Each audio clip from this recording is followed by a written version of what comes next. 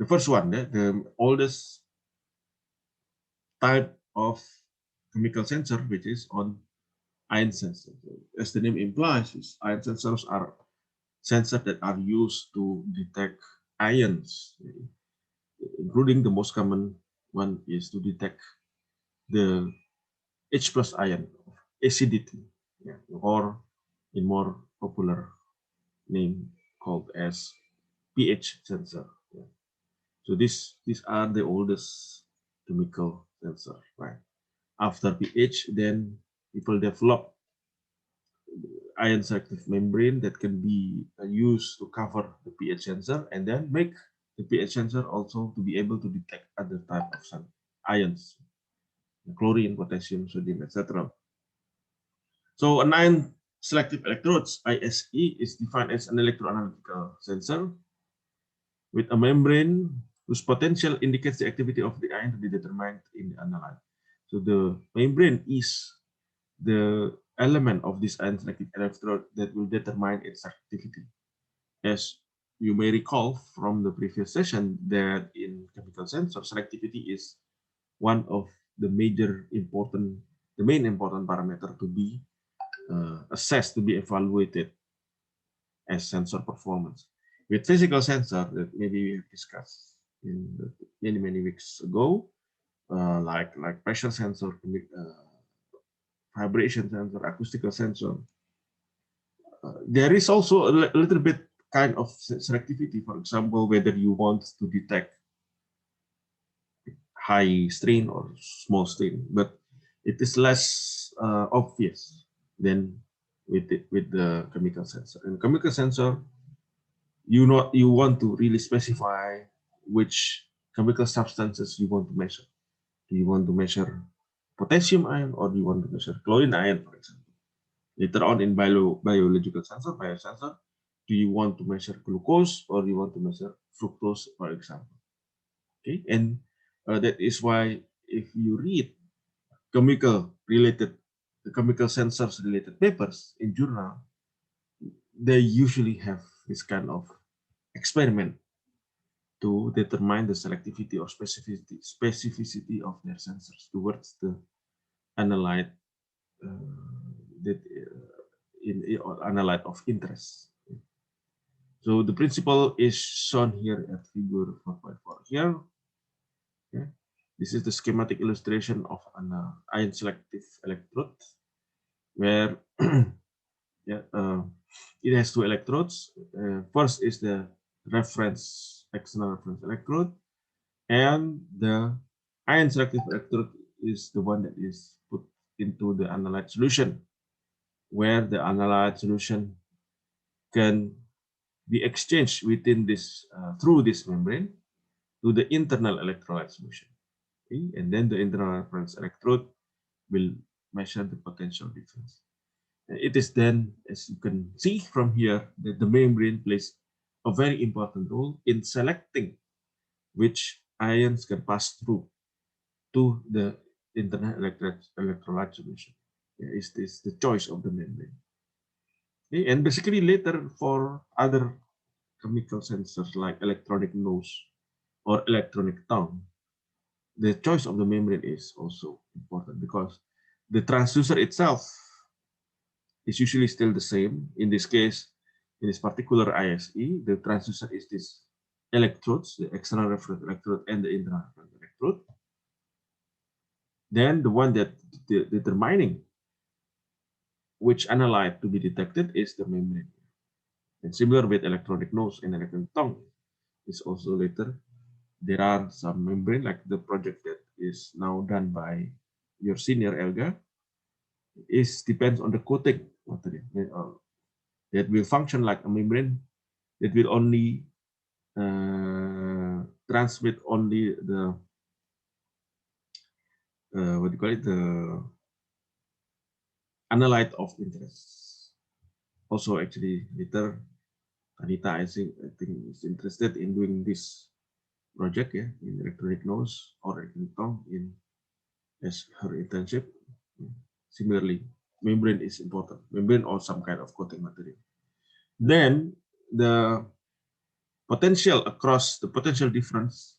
So from this, what will be measured is the current across these two electrodes. Between, first there will be a potential difference between the external reference electrode and the ion selective electrodes.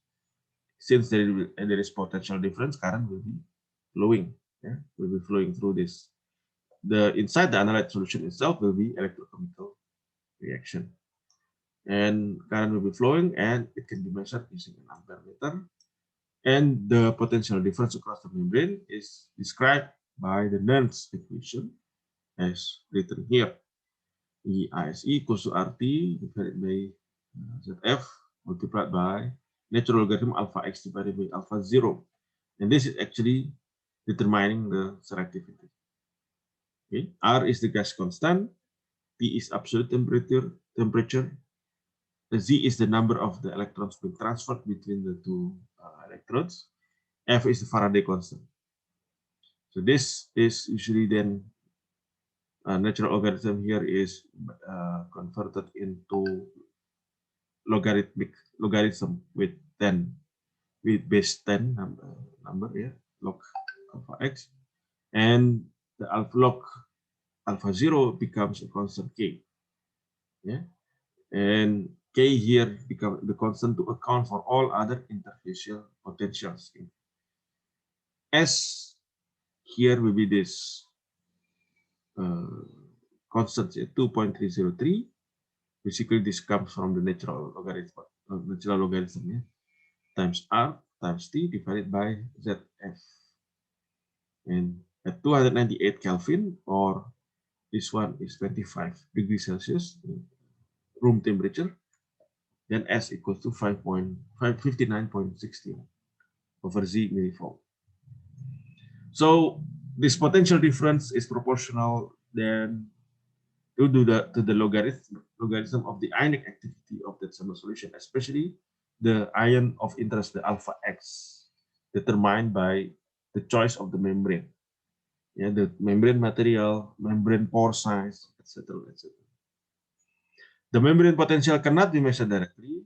That is why we have the external reference electrode. The external reference electrode, then the potential of this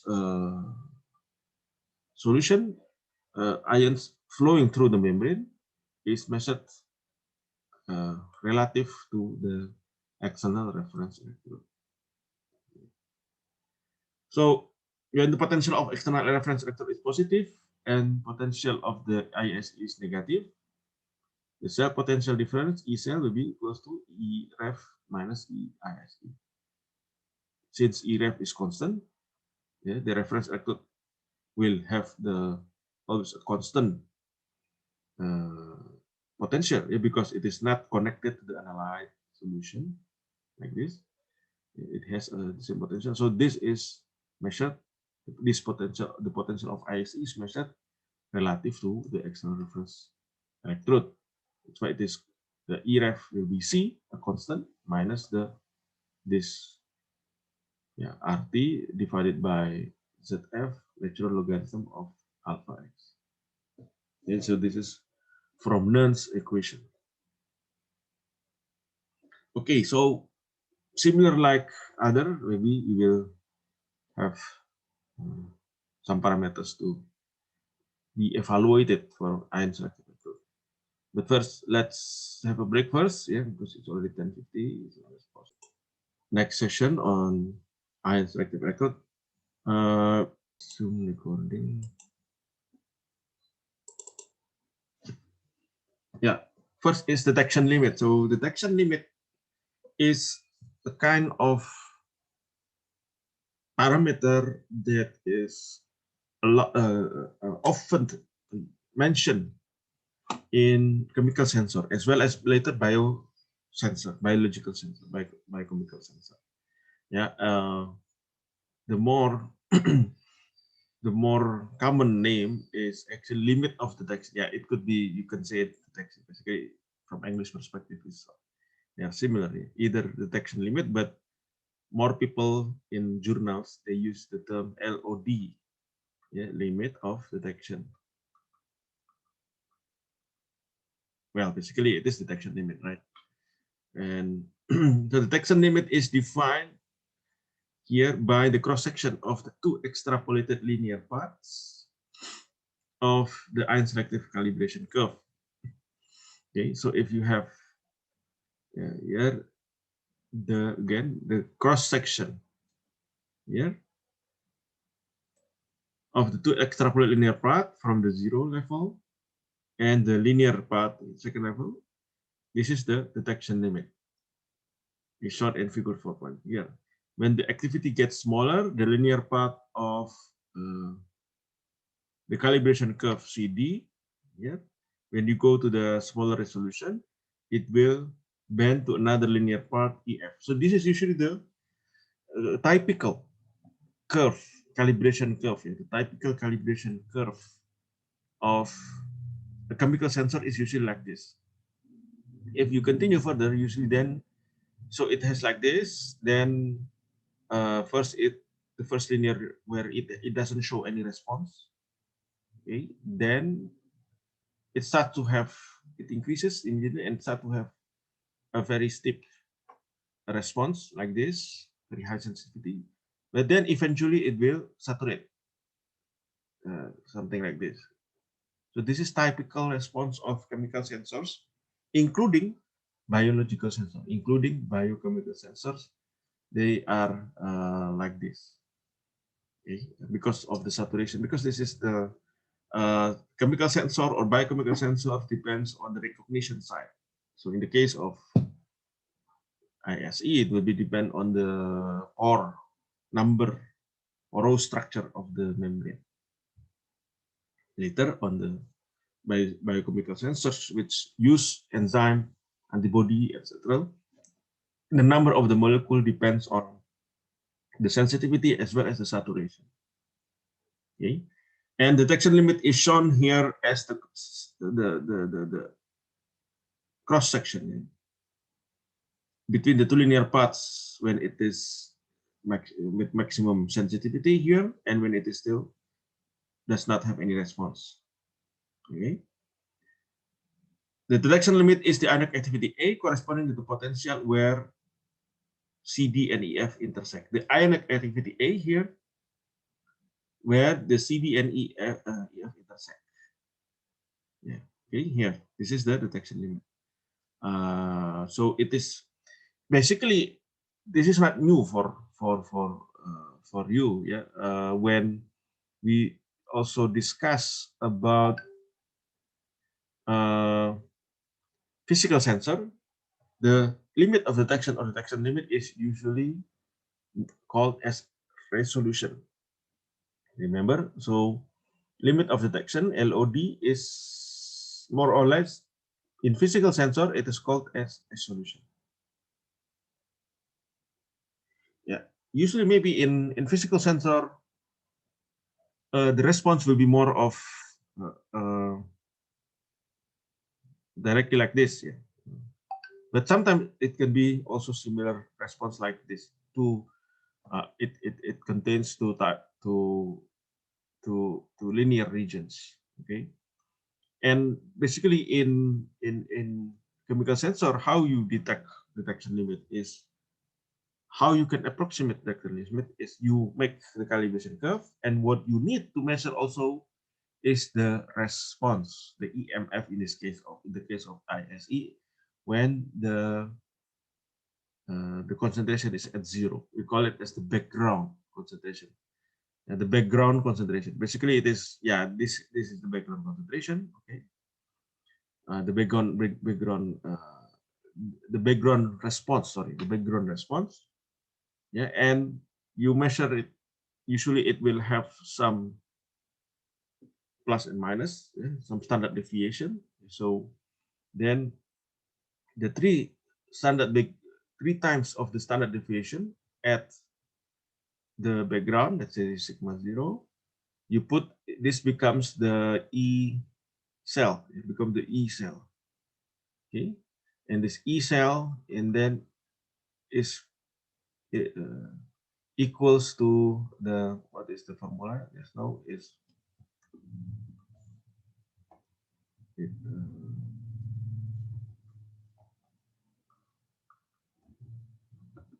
Yeah, E cell is equal to C minus RT over ZF ln alpha. Okay, so E cell is RT over ZF minus ln alpha. From here, so this is equal to 3 sigma 0, and this is obtained from measurement, from calibration measurement. Then you get the alpha. This alpha, when the response of the cell is 3 sigma 0, yeah, the 3 times of the standard deviation of the fluctuation when concentration is when it is at 0 level. So this will be 0 level. This alpha is the limit of detection. 3 sigma 0. This is how you calculate limit of detection. There is also later limit of quantitation, LOQ, and this is usually measured from 10 times alpha 0. Okay, 10 times sigma 0, 10 times of sigma at 0. So from definition point, so detection limit represents the lowest resolution of the ion that can be that can have a response, that can have a linear response, something like that. And this is the limit of detection. So basically, it is similar to the definition of resolution. Okay, but only in chemical world, in chemical sensor world, biosensor world, we don't use resolution. We use more of detection limit. In physical sensor, we use the term resolution more rather than detection limit. Okay, clear? Yeah? Then selectivity coefficient. As I mentioned earlier in the previous hour, that in chemical sensor, selectivity is important. How can you discriminate between the response of the sensor from sodium compared to when the response of the sensor towards potassium or towards chlorine ion? In the case of biosensor, for example, how can you discriminate the sensor response towards SARS-CoV-2 virus, for example, the virus that causes COVID-19, compared to dengue virus or influenza virus, the same corona but different? This is selectivity or specificity. Similar to this is specificity, although there are some slight difference between the two parameters. So selectivity is one of the most important characteristics of an electrode, where actually most of chemical sensors, as it is often determined whether a reliable measurement in the sample is possible or not. A membrane that is truly selective for a single type of ion and completely non-selective for other ions that does not exist. So usually, especially in the case of later, what we will learn about electronic noise, the individual sensor, they are all gas sensor. They are not really selective towards one chemical species. So but there are some different responses. Measuring selectivity is from the difference of the measured potential, and this is formalized using this Nikolsky-Eisenman formalism. E equals to C plus RT over ZF natural logarithm of alpha A plus sigma of KF potential at alpha X ZA over ZX at the X chemical species. Alpha A is the target ion, the activity of the target ion. ZA is its charge, and alpha A, alpha B, alpha C are the other interfering ions that exist within that analyte solution. Yeah, ZB, ZC, etc. are their charges. The K is potential at the here F is the selectivity coefficient. Okay, so when we want this A to be selective only to A, so it means we want this value to be as small as possible. So this is the sigma of other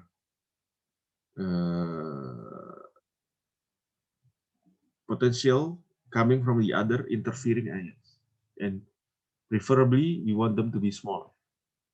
Okay? The more selective the the ISE towards A, for example, it means the KF for B, C, D, etc. Other chemical species within that analyte solution should be as small as possible. If we want that ISE to be selective towards species A, for example. And this KF is determined by the design of the membrane, the material of the membrane. Yeah.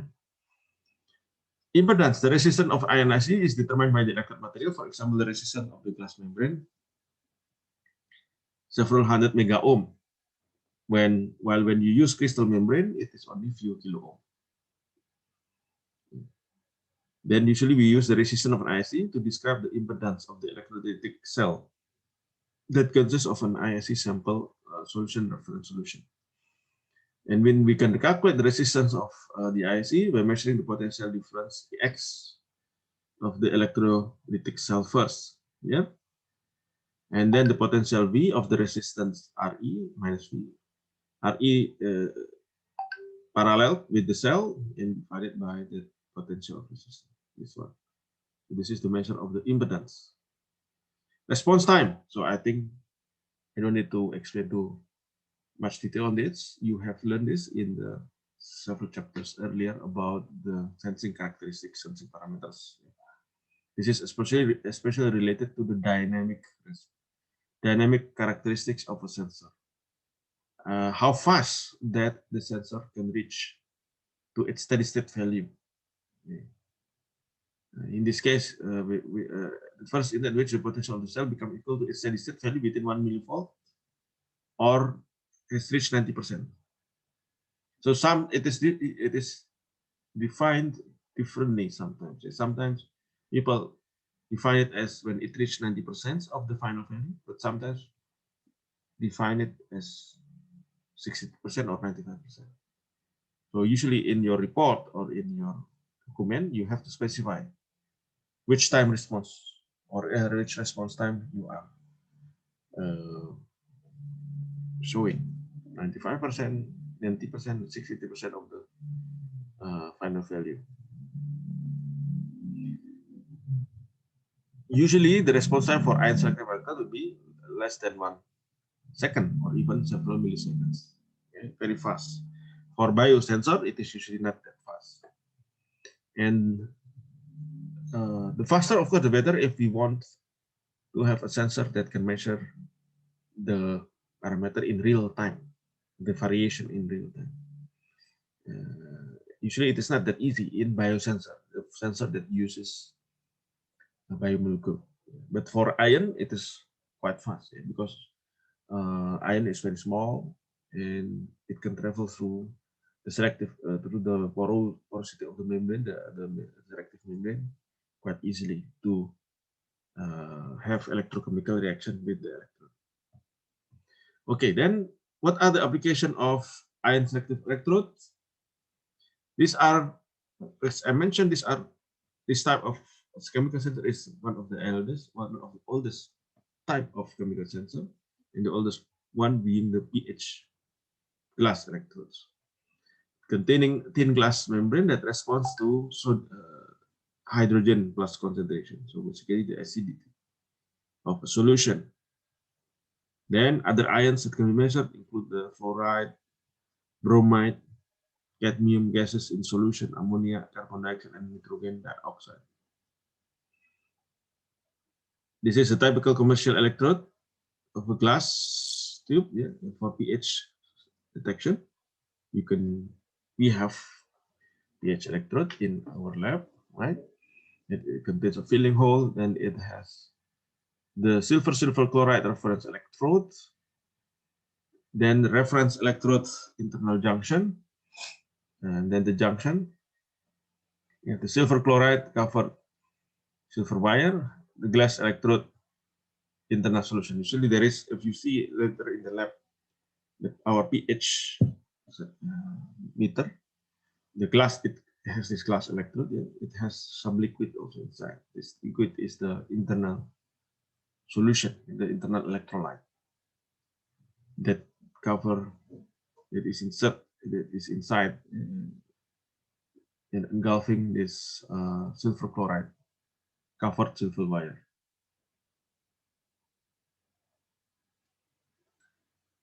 Okay, and the glass electrodes can be applied to detect sodium, potassium, and ammonium ion. So which will depend on the material of the glass itself. Yeah, remember your classes at the biomaterial class. That glass can be doped with different kind of material. The original material of glass is silicon dioxide. Silicon dioxide usually not in crystalline form, but rather in amorphous form.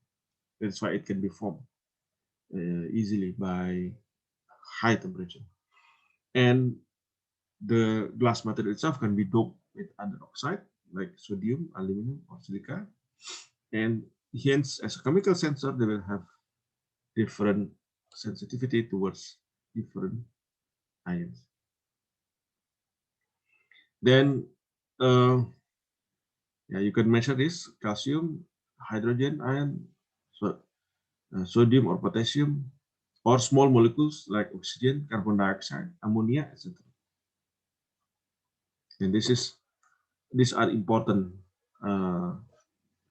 ions here for physiological function, as we have learned in the first chapters in this during the beginning of the semester. At the cell metabolism, calcium, potassium, and chlorine also, they are important ions being exchanged across the cellular membrane. So then the ion selective electrode can be made as microelectrode where it has very sharp tip here with an opening, yeah, and it contains an ionophore to make it selective. For example, here calcium 2 plus ionophore to make it selective only for detecting calcium ion. Yeah, then it can be used to detect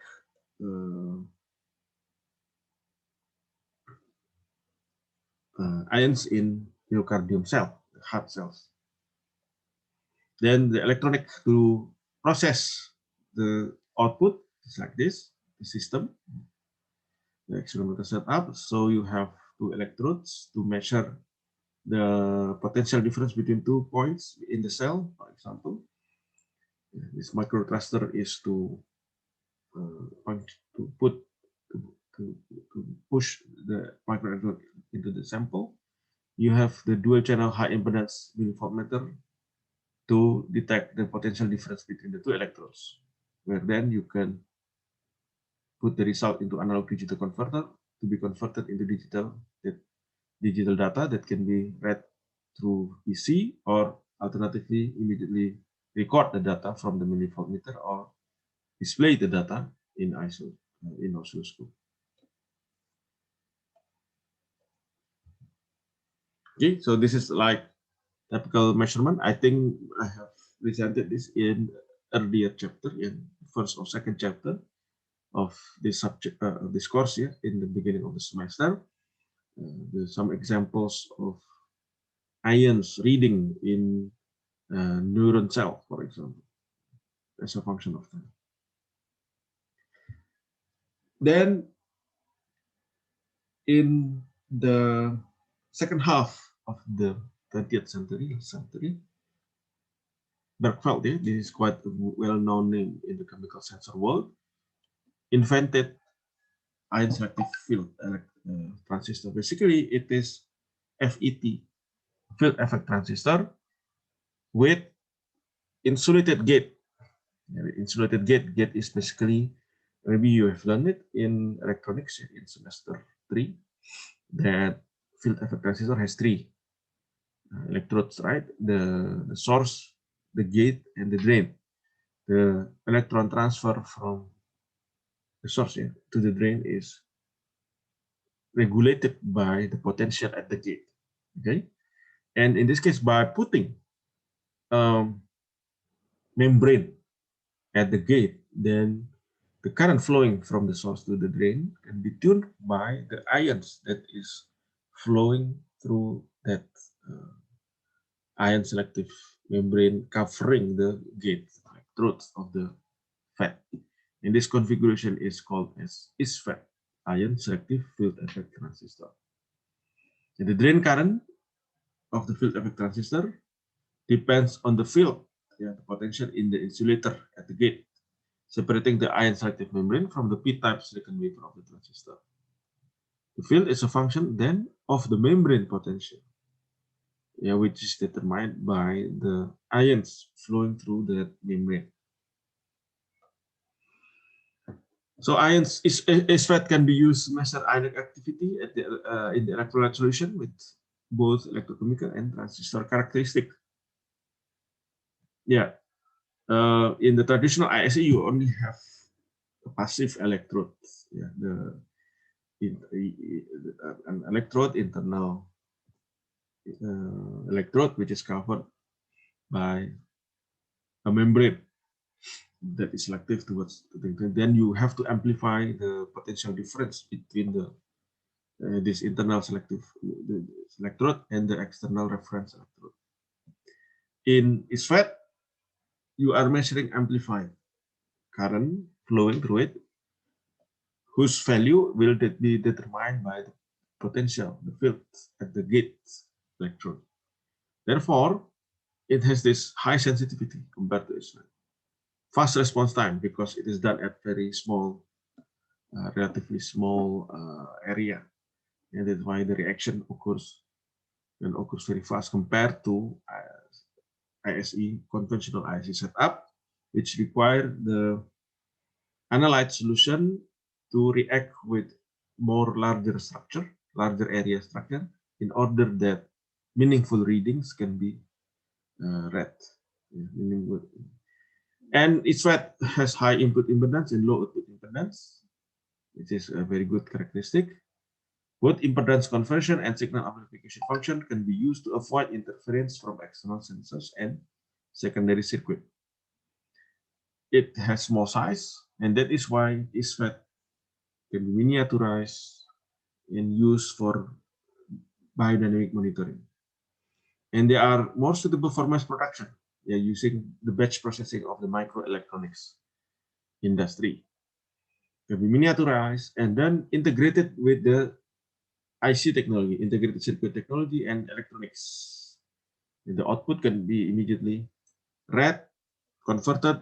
You can put ADC circuit integrated in next to it, and can be digitized so that everything in a very small area. So all solid state structure with high mechanical strength. So in silicon, very small, so very high mechanical strength. Not fragile like the conventional pH electrode, for example. Easy to realize online control and real-time monitoring, because it is made very small. Although that then it means also it is not that easy to fabricate, especially when we don't have sophisticated IC foundry. The sensitive materials can be conductive or insulative. So ISFET is basically a metal oxide semiconductor field effect transistor, MOSFET, like this, right? As I mentioned, basically the current comes from the source to drain, and the flow of this current can be adjusted. This is conventional MOSFET. Can be adjusted by the electric field from the gate, from the metal here. And then the potential at the gate will determine how much electron will flow through between the source and the drain.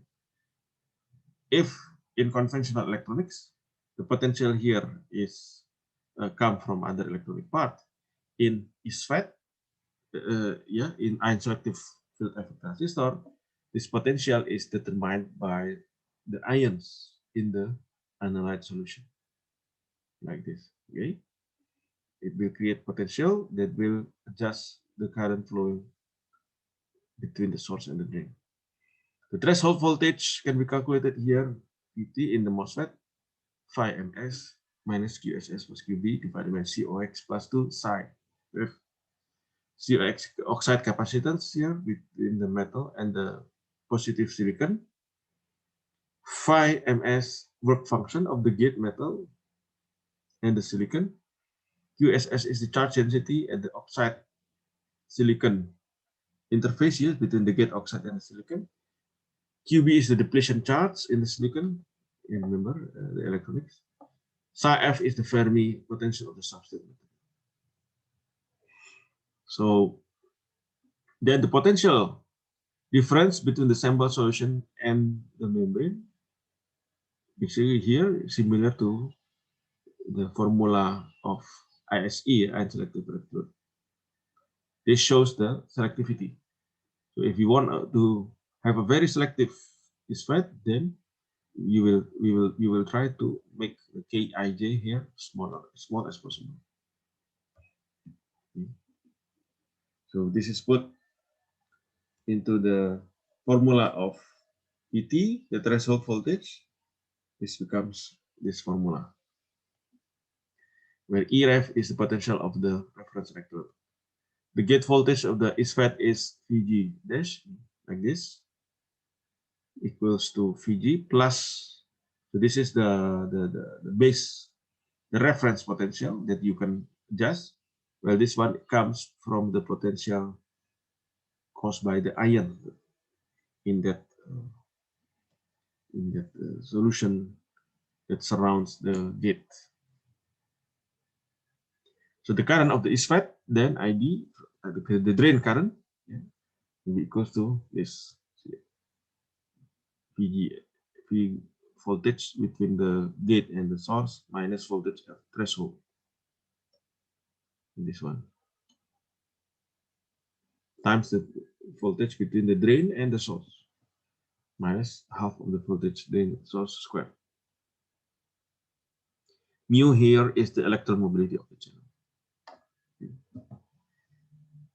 Okay, so what is important in ISFET is the ion-sensitive membrane. Basically, in ISE also you need the ion-sensitive membrane. This is fabricated by insulating material. Okay, it could be in the form of solid film, like for example here aluminosilicate or sodium silicate material. It could also be made from organic polymer membrane material. Yeah, PVAC, PVP, PVDF, etc., etc. As liquid film, yeah, polyethylene chloride, PVC film, by putting the ion activated solution and plasticizer together with PVC to form a layer of liquid film. So applications, yeah, similar as ISE, but you can make it smaller compared to ISE. That is why it can be used as probe for electrophysiological experiment. Okay. Like this, where this one you can put cell culture on top of you, then you have an array of the ISFET here. Yeah, this configuration shows 4 ISFET. Yeah. And then you can compare the response. This is the reference response when there is no cell on top of the above the ISFET, and there are parts of 2 ISFET where they have the cell culture on it. Yeah, this can be used, for example, as drug screening platform. Yeah, where in the cell culture, for example, you put the substances and see the effect to the cell. Okay, as maybe you see the presentation last week, yeah, when we did our excursion to Tangerang University at the lab of Professor Lei, Thomas Lei. And this is one of his research is similar like this, although he does not use ISFET, but instead he used electrochemical impedance, EIS, electrochemical impedance spectroscopy. So instead he used electrodes here at the bottom, the electrode to measure the impedance of the cells. In this case, then they are in this configuration, it is measuring the ions exchange of the cells. Yeah, for example, then you can have 2 curves comparing between the response of the ISFETs that do not have the cells on top of it with the ISFET that have the cells above it here. Okay, this is when the medium is introduced, is having a triton X100, and at the ISFET without cell, there is no response because no cells. And so the response here, like this, is caused by the cell culture interacting with the medium liquid. Okay, the light addressable potentiometric sensors, I think I will not go to details on this because this is more of a type of ion measurement, but using light. And it is not that widely used. So to the best that I know, labs is not that popular. And this is why it is put in this textbook, because I think the author of this textbook specializes in this research labs. This is from China. I think I met him once during a chemical sensors conference in Bali, 2018. Okay, so you made it in detail later. I will put this text in the Google Classroom. So instead of measuring the potential due to the ion, it measures from the light between here from the transistor, phototransistor, something.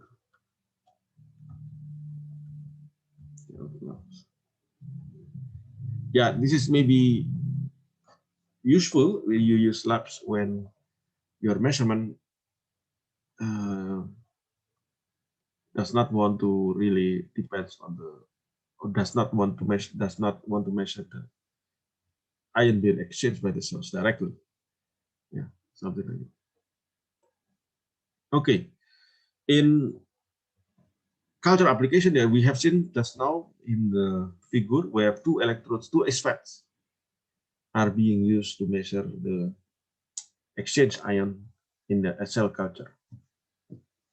In the past few decades, yeah, for example, there are many configurations where people put an array of electrodes, because now electrodes can be made very small to become microelectrodes.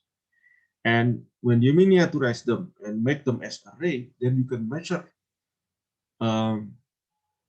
the distribution of the ion concentration across the analyte solution. If you have only single electrode, yeah, or single ISFET, then you only measure an average of the interaction, or actually you are measuring near the electrode itself. When you have microelectrode array, you have array means with rows and columns of this microelectrode, then you can measure the distribution of the potentials across that analyte solution. And this is useful, especially in recent days.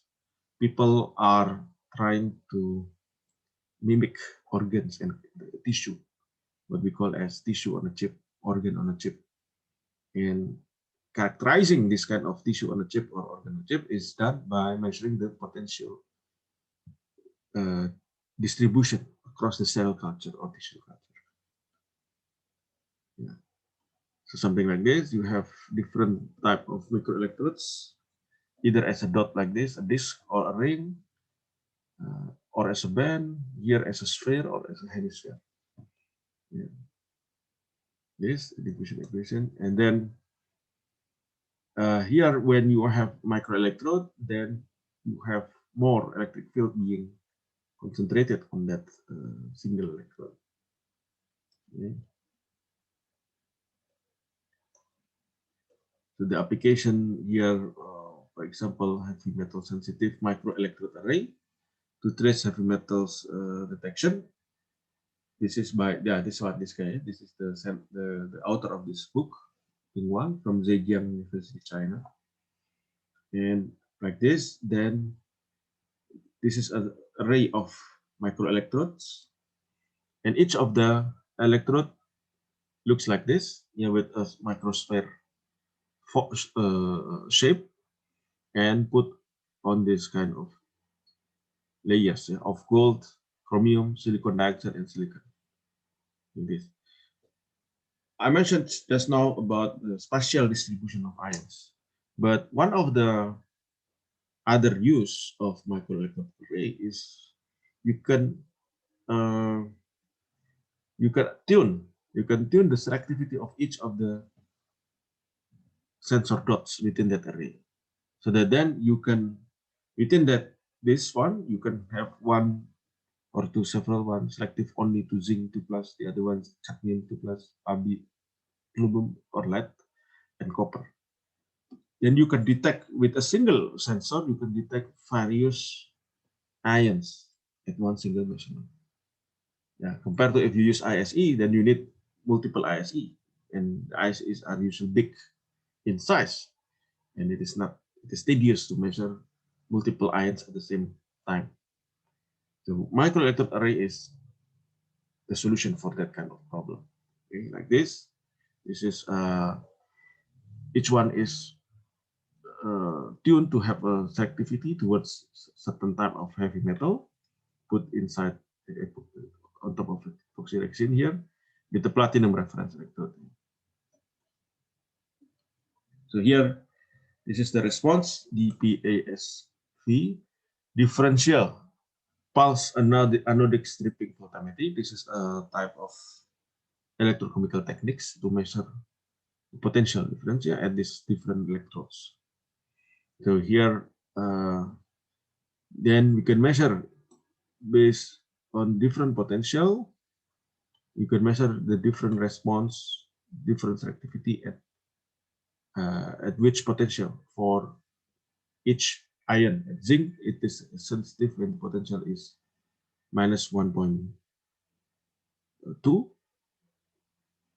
Cadmium can be measured selectively when you set the potential at minus 0.65 here. Lead is measured at the potential of minus 0.45. Copper is measured at the potential at minus 0.05. Yeah, at each of this potential, then the concentration of that ion can be measured as how much current is flowing through between the electrodes relative to the reference electrode. Okay, so this is one of the advantage of using array, microelectrode array, that you could measure the different ions at the same time, because you set the different electrode at different potential. Okay, one electrode you set at this potential, the other electrode at this potential, and then they are used to measure different ion species within that within the analyte solution. This is the technique is called differential pulse anodic stripping voltammetry. Yeah, the detect sample consisted of zinc, cadmium, lead, and copper, whose concentration is this respectively. Then voltammogram were obtained, shown good linearity with the linear range separately. Yeah, in 10 to 600 microgram per liter. Yeah, here respectively. And one, this is for zinc, 10 to 600. For cadmium, 1 to 100. For lead, here is 1 to 200 microgram per liter. For copper, 2 to 300 microgram. Okay, so those are ion sensors. So most ion sensors, ion selective sensors, are used they are very important in environmental sensing. For example, to detect pH of the river, like this, yeah, heavy metal trace in waste chemical in the river, also in the sea.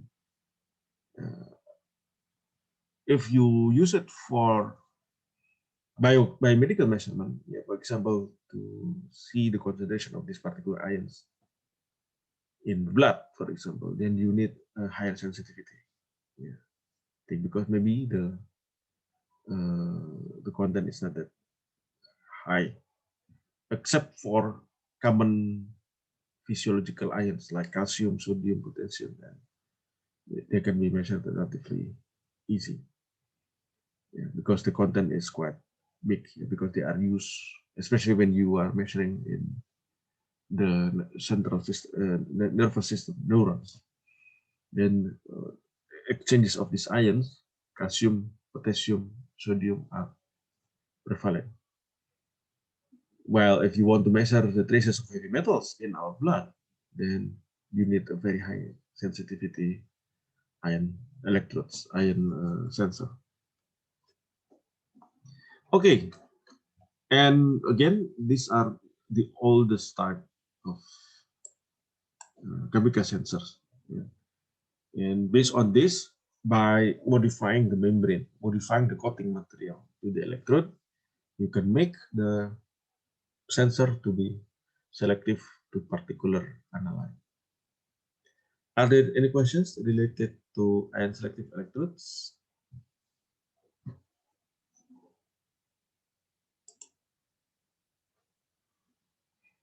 Any questions? Andy? Anthony? Ezra? Grace? Sir, if we want to detect the like DNA, we also can use ISFET. Yeah. No. Usually use different kind of sensors. Why is that? DNA here in the case, if you want to detect specific sequence of DNA, right? Mm-hmm. Yeah, then it will depend more on binding reaction, right? Hybridization reaction, correct? Yeah. So upon hybridization or binding between different sequences, yeah, when you have the DNA probe, usually single strand DNA probe, then another DNA probe binds. What happens is binding, and upon binding, usually there is no ions being released or exchanged. What will happen is mass change, right? The change of the mass at the surface. First, it's only single strand, then it becomes double strand. So for mass change detection, you cannot use, well, maybe you can use electrode. Yeah, I have to think. But usually, no ion change. You can use electrode, but using different type of technique called as the electrochemical impedance. Electrochemical impedance spectroscopy, like the one that you saw in Prof. Lei lab last week, can be used to detect mass change, as for example, due to the hybridization of DNA. But if you want to use other electrochemical techniques that depends on electron exchange, you cannot detect DNA binding, DNA sensor. So you may use this kind of ion selective electrode when there is electron change, and this usually happens with redox reaction, reduction oxidation reaction. And when do this redox reaction occur in biochemistry? They occur when you have enzymatic reaction. For example, between glucose oxidase and glucose. Yeah, glucose oxidase, oxidized glucose become glucagon. There will be electron exchange, and this electron exchange you can detect using like ion electrodes. Yeah, ion electrodes, because then when there's electron, you can detect using electrodes. Actually, it's not ion, but just measuring the electron transfer. Does it answer your question, Ezra? Yes, sir.